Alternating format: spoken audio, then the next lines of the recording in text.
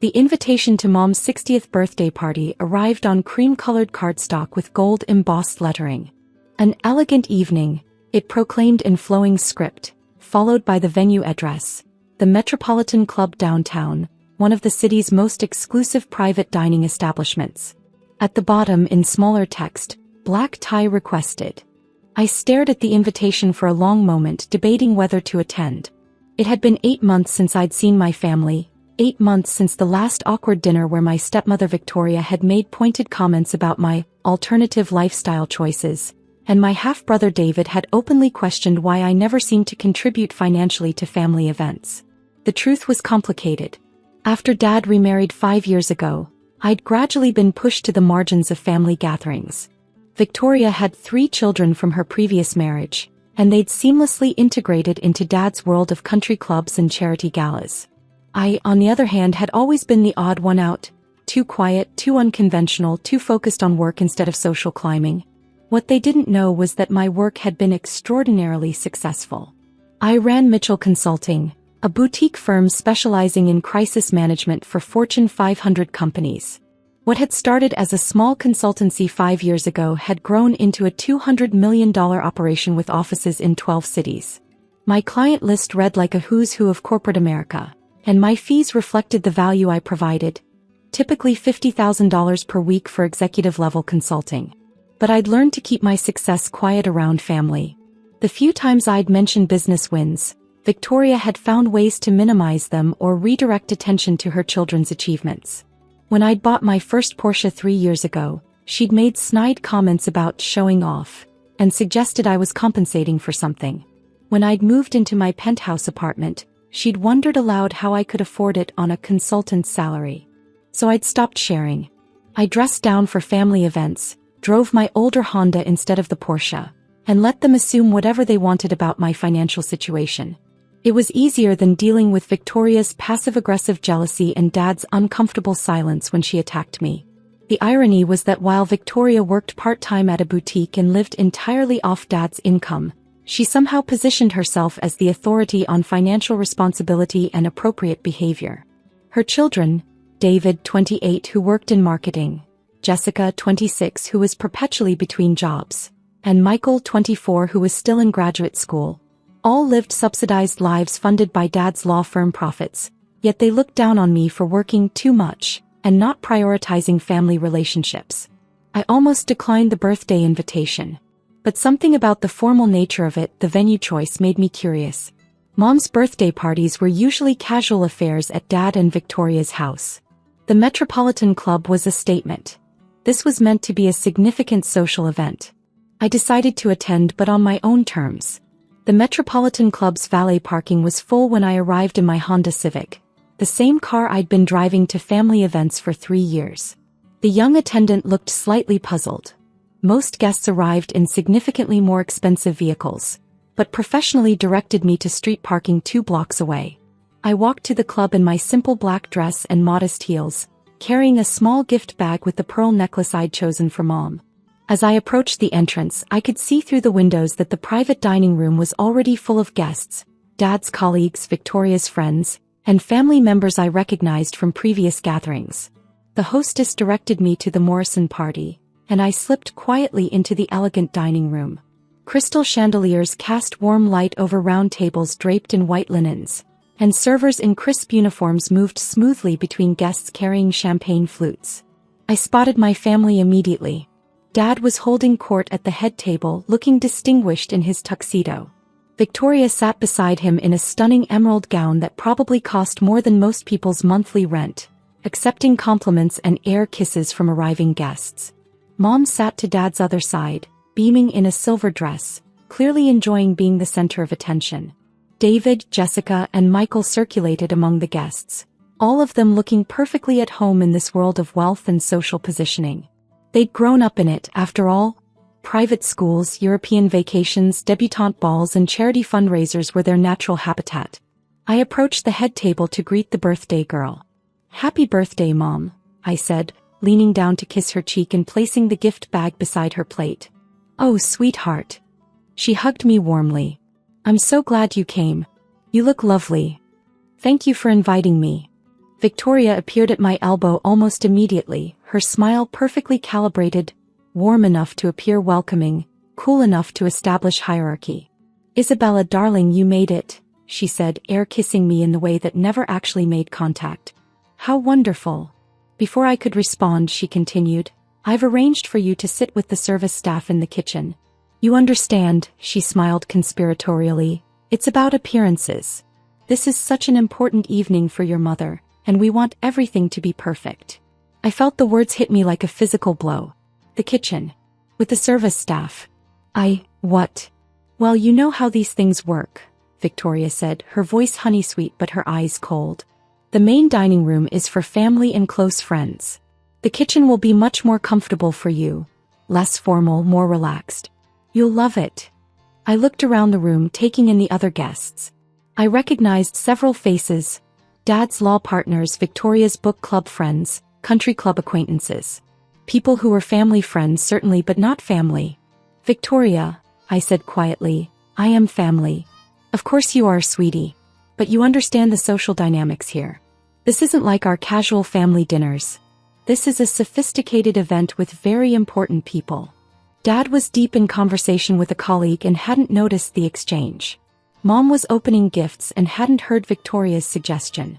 "I don't think," I began.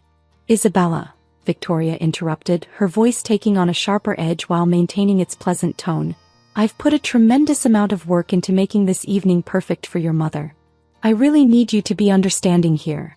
Before I could respond, a server approached us. "Excuse me," he said politely, "are you Ms. Isabella?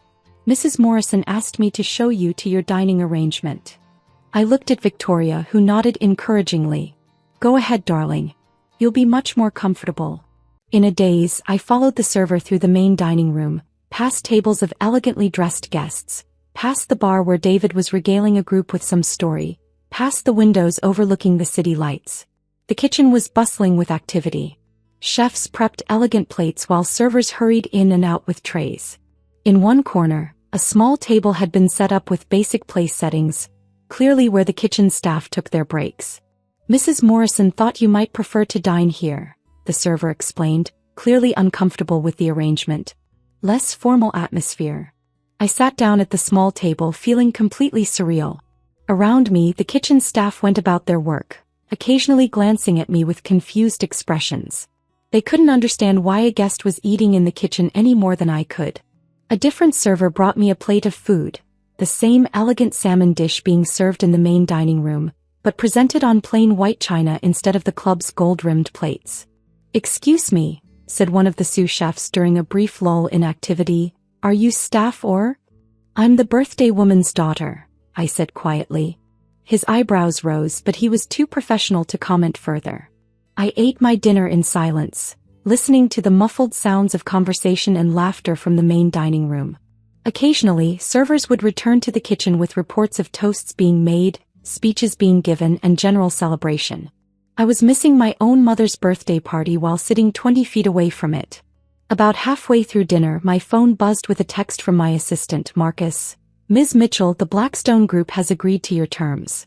They're offering $500,000 per week for the 3-month restructuring project. Should I confirm?" I stared at the message. $500,000 per week. For one client. While I sat in a kitchen because my stepmother thought I wasn't sophisticated enough for the main dining room. I typed back, "Confirm. And Marcus? Prepare the Bentley for pickup at the Metropolitan Club at 9:30 p.m. "The Bentley, ma'am? Not the usual vehicle.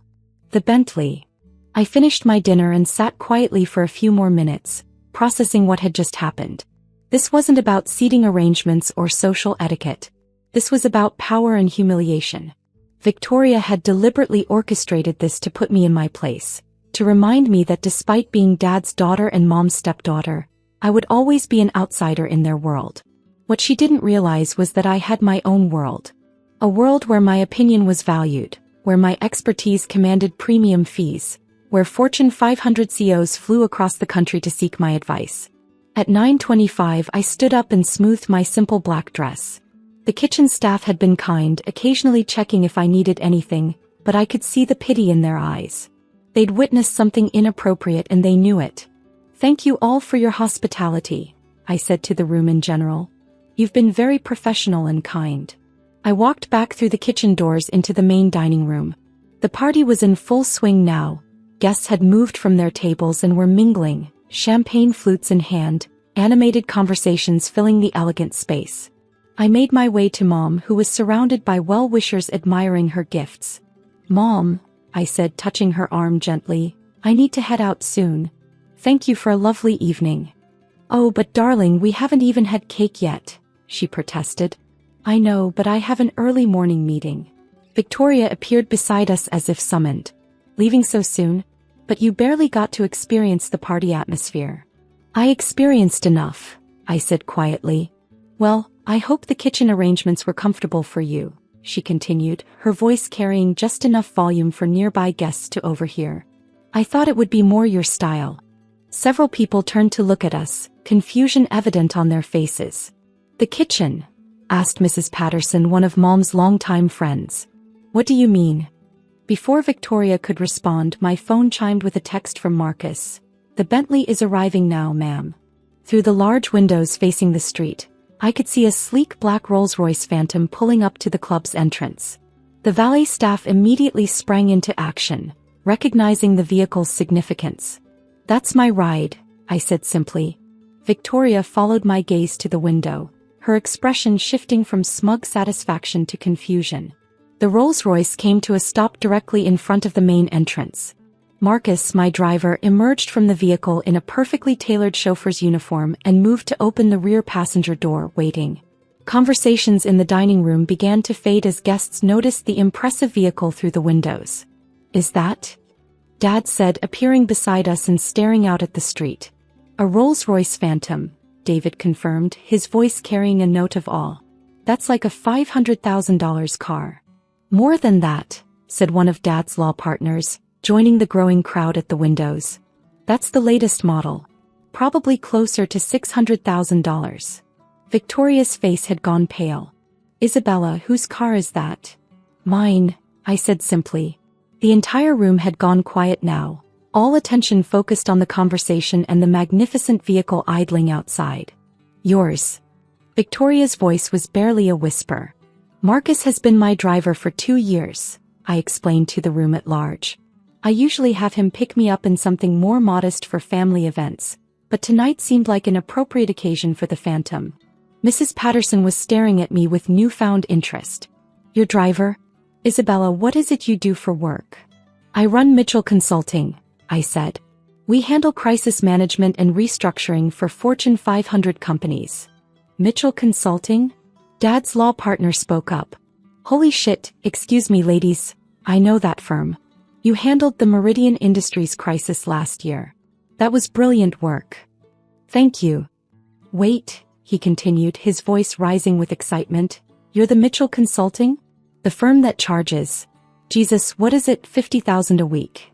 Our rates vary depending on the project, I said diplomatically. Victoria was staring at me like I'd grown a second head. 50,000 per week? Sometimes more, the law partner continued enthusiastically. Mitchell Consulting is legendary in crisis management.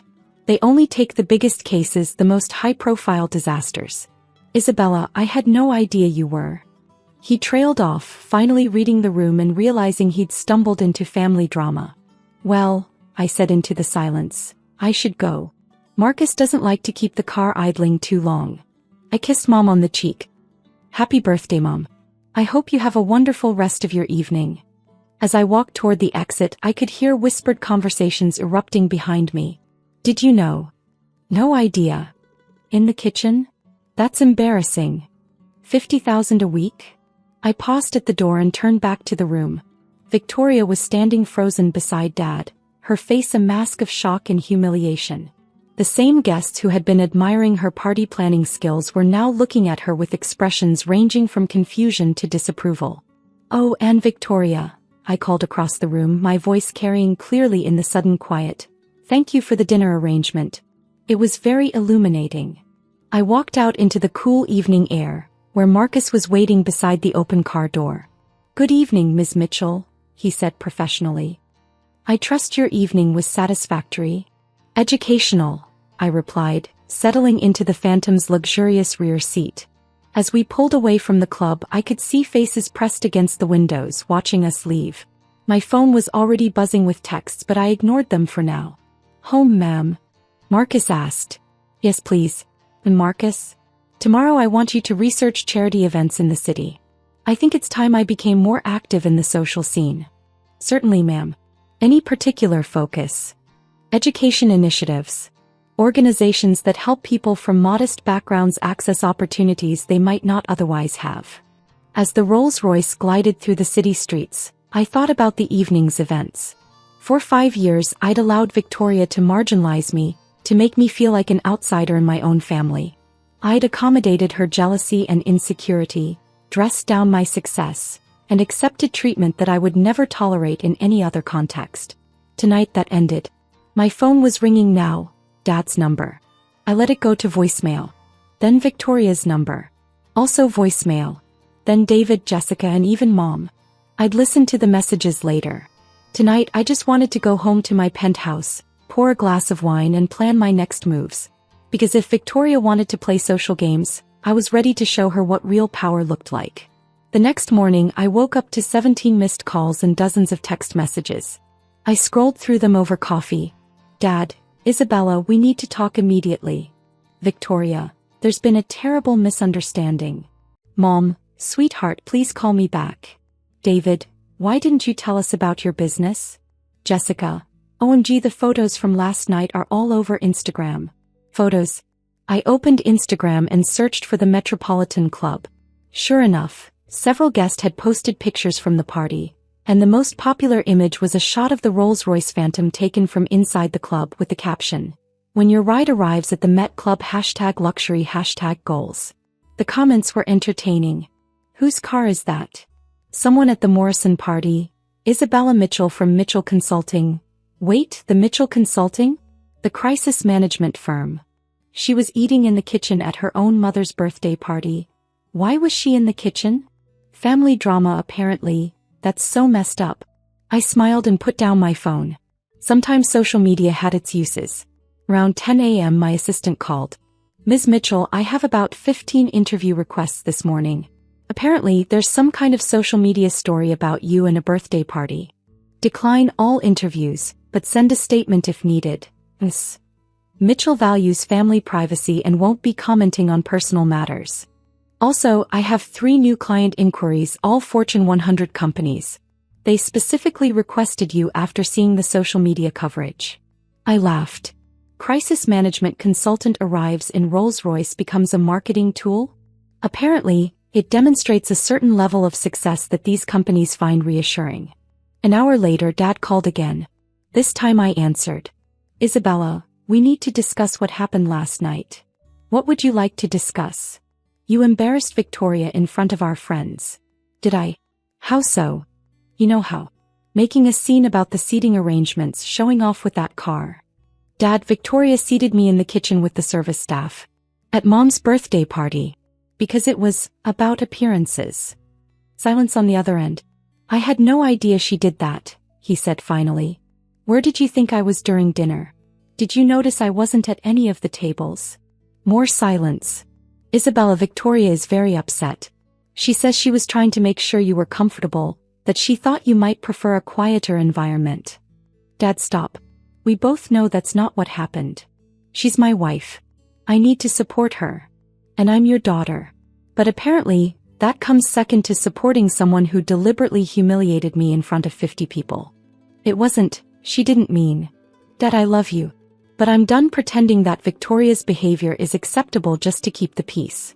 I'm done dressing down my success to avoid making her uncomfortable. And I'm definitely done being treated like the help at family events. What do you want me to do? I want you to acknowledge that what happened was wrong. I want Victoria to understand that I'm not the struggling single woman she thinks I am. And I want to be treated like family at family events, not like an embarrassing relative you have to hide. And if we can't agree on that, then I'll continue building my own life with people who value me as I am." I hung up before he could respond. 3 days later Mom called. "Isabella, sweetheart, I need to apologize." "For what, Mom?" I had no idea what Victoria did to you at the party. When people started asking me why you were in the kitchen, I was mortified. I thought you had chosen to eat back there for some reason. You didn't know? Of course not. If I had known, I would have put a stop to it immediately. You're my daughter, for God's sake. I felt a wave of relief. Mom at least hadn't been part of the plan. Victoria claims it was a misunderstanding, Mom continued. But Isabella, I've been thinking about other family events, other times when you seemed distant or left early. I'm wondering if there have been other incidents I wasn't aware of. Mom, I'm having lunch with Victoria tomorrow. I think it's time we had a conversation about how family members are treated in this house. 2 weeks later, I received another cream-colored invitation, this time for Dad and Victoria's anniversary party. The dress code was listed as cocktail attire, and at the bottom in Victoria's handwriting, looking forward to celebrating with the whole family. I RSVP'd yes and made sure Marcus had the Bentley available. Some lessons apparently needed to be taught more than once,